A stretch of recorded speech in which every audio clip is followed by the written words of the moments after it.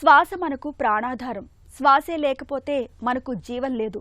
శ్వాస లేకుండా, ఊపిరి తీయకుండా కొన్ని నిమిషాలు కూడా మనం ఉండలేం. ప్రాణవాయువు అందడం ఆలస్యం అవుతున్న కొద్దీ ఉక్కిరిబిక్కిరి అయిపోతాం.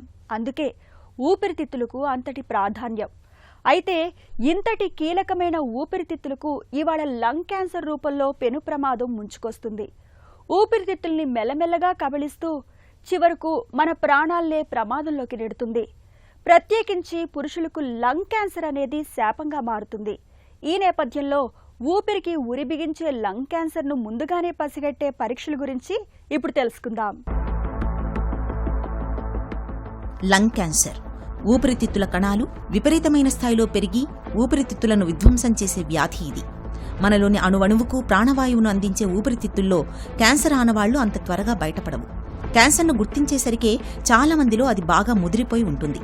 లంగ్ క్యాన్సర్లో ప్రధానంగా ఎడతెగకుండా దగ్గు వేధిస్తుంటుంది. గొంతు బొంగురుపోతుంటుంది. దగ్గుతున్నప్పుడు నోటి నుంచి తరచూ రక్తం పడుతుంటుంది. ఉన్నట్టుండి బరువు తగ్గిపోతుంటారు. ఆకలి కూడా తగ్గుతుంది. చూపు మందగిస్తుంటుంది. తరచూ జ్వరం వస్తుంటుంది. శ్వాసనాళాల్లో వాపు, నిమోనియా వంటి లక్షణాలు కనిపిస్తుంటాయి. ఇలాంటి లక్షణాలు కనిపిస్తున్నప్పుడు ఆలస్యం చేయకుండా డాక్టర్ని సంప్రదించాలి. కఫం, ఛాతీ ఎక్స్రే, సిటీ స్కాన్ పరీక్షలు చేయడం ద్వారా ఊపిరితిత్తుల్లో క్యాన్సర్ ఆనవాళ్లను ఖచ్చితంగా గుర్తిస్తారు. ఊపిరితిత్తుల్లో క్యాన్సర్ను తొలి దశలోనే గుర్తించి చికిత్స మొదలు పెడితే లంగ్ క్యాన్సర్ను పూర్తిగా నయం చేయొచ్చు.